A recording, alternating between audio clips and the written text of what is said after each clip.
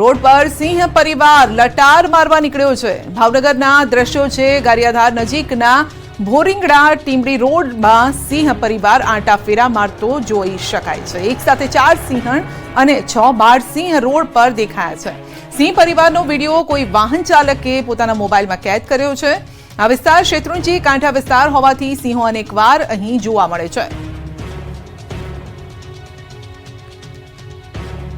ભાદરવી પૂનમના મેળા પહેલા જ ગબ્બર પાસે રીંછ દેખાતા લોકોમાં ફફડાટ। એક તરફ અંબાજીમાં ભાદરવી પૂનમના મેળાની તડામાર તૈયારીઓ થઈ રહી છે, તો બીજી તરફ પૂનમના મેળા પહેલા ભક્તોમાં ડરનો માહોલ છે, કારણ કે મેળાની તડામાર તૈયારી વચ્ચે ગબ્બર પર રીંછના આંટાફેરા જોવા મળ્યા। છેલ્લા 21 દિવસમાં ગબ્બર નજીક 4 વખત રીંછ નજરે પડ્યું। શક્તિપીઠ અંબાજી ગબ્બર પર્વત પાસે ફરી રીંછ દેખાતા ભક્તોમાં ફફડાટ ફેલાયો। મોટી સંખ્યામાં લોકો ગબ્બર ઉતરવાના સ્થાને એકઠા થયા હતા।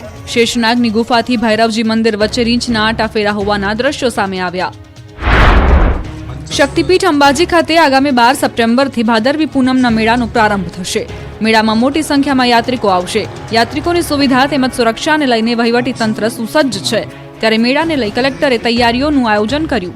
યાત્રિકો માટે ઊભી કરાયેલી સુવિધાઓની માહિતી આપી। મેળામાં સુરક્ષાને લઈ પોલીસનો ચુસ્ત બંદોબસ્ત ગોઠવાયો છે। ભાદરવી પૂનમના મેળામાં 40 લાખથી વધુ શ્રદ્ધાળુઓ ઉમટી પડશે। અંબાજીમાં મહાપ્રસાદની તૈયારીઓ શરૂ। મોહનથાળના પ્રસાદનું વિશેષ આયોજન।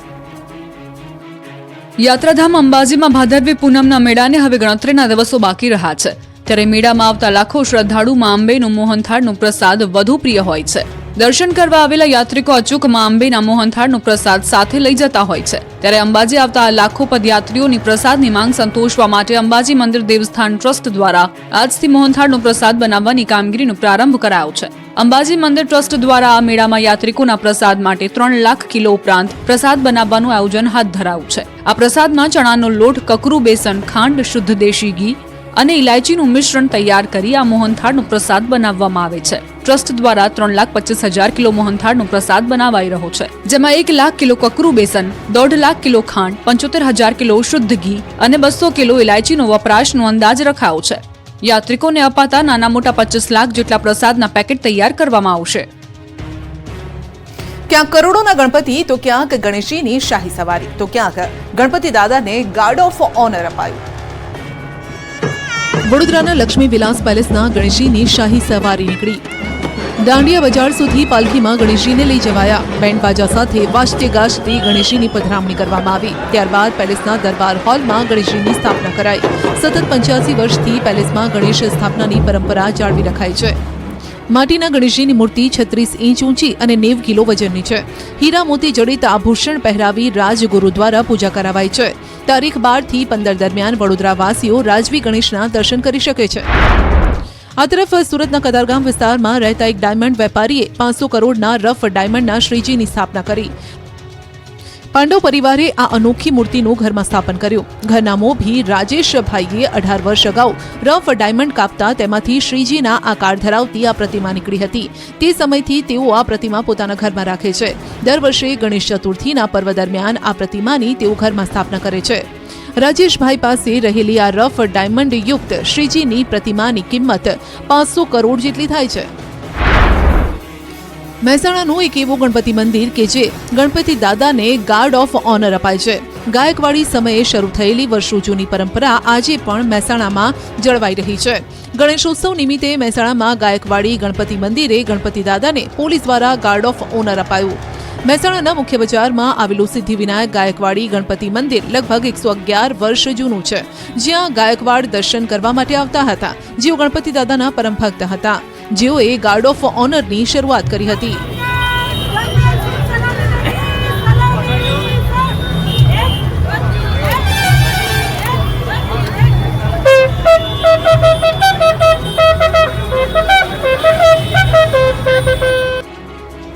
સુરતમાં 100% ઇકો ફ્રેન્ડલી ગણેશજીની મૂર્તિની સ્થાપના થઈ। વૃક્ષોની છાલમાંથી બનાવ્યા ગજાનન।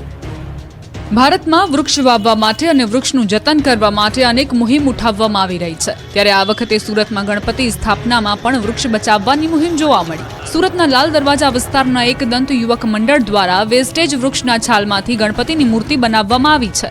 વૃક્ષની છાલમાંથી મૂર્તિ બનાવવા માટે મૂર્તિકારોને 45 દિવસ જેટલો સમય લાગ્યો હતો. આ મૂર્તિની ઊંચાઈ 11 ફૂટ છે, જેની અંદર 200 કિલો ઘાસ અને 300 કિલો માટી સાથે 70 થી 80 જેટલી લાકડાની છાલોથી આ મૂર્તિ તૈયાર કરવામાં આવી છે.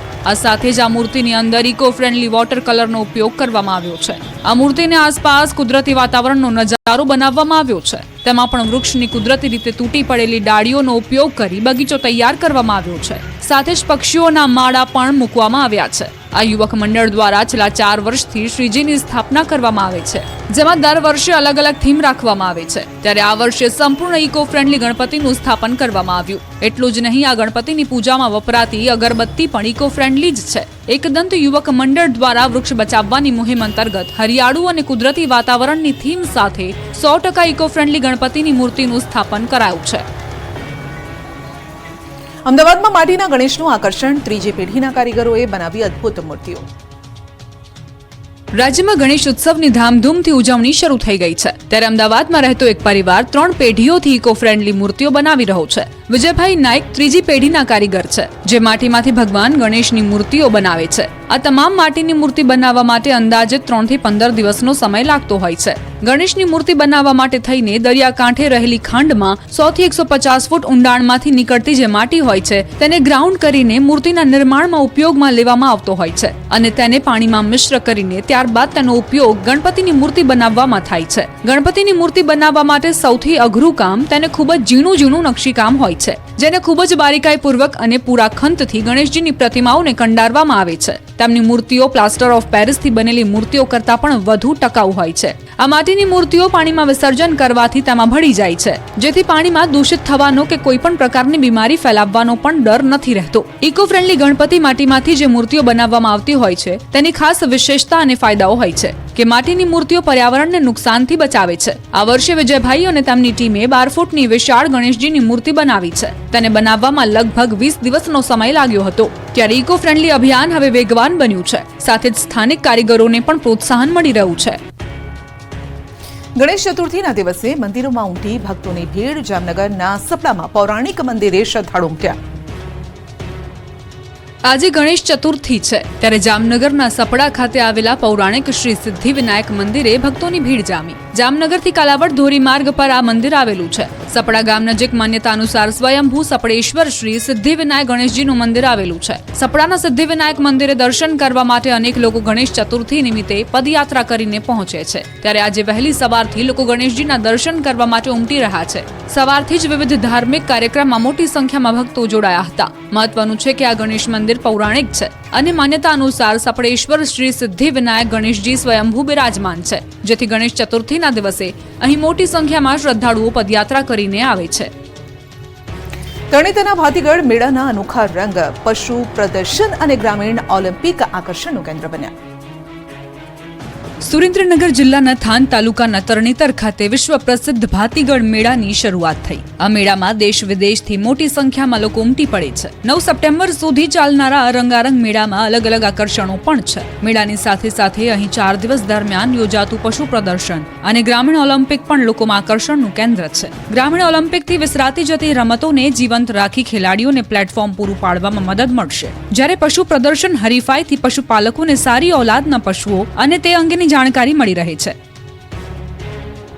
તરણેતરના મેળાને ભાતીગઢ લોકમેળો કહેવામાં આવે છે. આ વિસ્તારમાં અગાઉ જ્યારે લોકો મોટાભાગે પશુપાલન વ્યવસાય સાથે સંકળાયેલા છે, જેથી પશુપાલનને વધુ ઉમદા બનાવવા તેમજ પશુપાલકોને સારી ઓલાદના પશુઓ માટેની જાણકારી મળી રહે તે માટે અલગ અલગ આયોજનો થાય છે. આ વર્ષે અંદાજે 200 થી વધુ પશુપાલકો રજીસ્ટ્રેશન કરાવ્યું છે. આ પશુ પ્રદર્શન હરીફાઈમાં અલગ અલગ બ્રીડની ગાય, ભેંસ, પાડા સહિતના પશુઓને લઈને પશુપાલકો હરીફાઈમાં ભાગ લે છે. તાપીની દીકરીએ વિશ્વ ફલક પર રાજ્યનું નામ રોશન કર્યું છે. મિસ એશિયા વર્લ્ડ પ્લેટિનમનો ખિતાબ જીત્યો. તાપીના વ્યારા તાલુકાના લોટરવા ગામની યુવતીએ મિસ એશિયા વર્લ્ડ પ્લેટિનમનો ખિતાબ જીત્યો. આદિવાસી સમાજની યુવતી સોનલ ચૌધરીએ ગત 30મી ઓગસ્ટે વિયેતનામમાં યોજાયેલી સ્પર્ધામાં ખિતાબ જીતીને ગુજરાત અને દેશનું ગૌરવ વધાર્યું છે. 32 દેશની યુવતીઓ વચ્ચેની સ્પર્ધામાં સોનલ ચૌધરીએ વિનર બની દેશને એવોર્ડ અપાવ્યો. સોનલ ચૌધરી અગાઉ પણ ઘણી બધી સ્પર્ધામાં જીતી ચૂકી છે અને હવે આવનાર દિવસોમાં વ્યારાના લોટારવા ગામની આદિવાસી યુવતી રૂપેરી પડદે પણ જોવા મળશે. સોનલ ચૌધરીએ આ પહેલા પણ રાજસ્થાન તેમજ દિલ્હીમાં આયોજિત સ્પર્ધામાં ખિતાબ પોતાના નામે કરી ચૂકી છે. ત્યારે આ વખતે વિદેશની ધરતી પર વિયેતનામ જઈને આ આદિવાસી યુવતીએ મિસ એશિયા વર્લ્ડ પ્લેટિનમનો ખિતાબ જીતીને ડંકો વગાડ્યો છે. જેને લઈને સમગ્ર તાપી જિલ્લામાં અને ખાસ કરીને આદિવાસી સમુદાયમાં સોનલ ચૌધરી ફરી એક વખત ચર્ચાનું કેન્દ્ર બની છે. કહેવાય છે કે શિક્ષણ જ એકમાત્ર માધ્યમ છે જે પરિવારને પ્રગતિના પંથે લઈ જઈ શકે છે અને ગુજરાતના અમરેલીના એક એવા અનોખા શિક્ષક જે પોતાના સંગીત દ્વારા લોકોને શિક્ષણ તરફ પ્રેરિત કરવાનું કામ કરે છે. આ અનોખા શિક્ષક છે ચંદ્રેશ કુમાર, જેઓ 20 અલગ અલગ ભાષાઓમાં તેમના ગીતો દ્વારા બાળકોથી લઈ વડીલોને શિક્ષણ વિશે જાગૃત કરે છે. ચંદ્રેશ કુમારને રાષ્ટ્રીય શિક્ષક પુરસ્કાર 2024થી પણ સન્માનિત કરવામાં આવ્યા છે. પ્રધાનમંત્રી મોદીએ તેમની સાથે વાતચીત કરી હતી અને તેમનું કહેવું છે કે પ્રધાનમંત્રી નરેન્દ્ર મોદીને મળવાનું તેમનું સ્વપ્ન પૂર્ણ થયું છે. તો પ્રધાનમંત્રીએ પણ તેમનું સંગીત સાંભળી તેમની પ્રશંसा કરી. बहुत ही प्रेरक मुलाकात माननीय प्रधानमंत्री जी के साथ हमारी इंस्पिरेशनल मुलाकात रही है. मेरे लिए तो मेरे जीवन का एक बहुत ही सौभाग्य कल रहा है और माननीय प्रधानमंत्री जी से मुलाकात करते वक्त मेरा जो इनोवेटिव जो प्रैक्टिसेस है, इनोवेटिव एक्टिविटीज़ है, वो जो मुझे शेयर करने का मौका मिला, ये मेरे लिए सौभाग्य की बात है.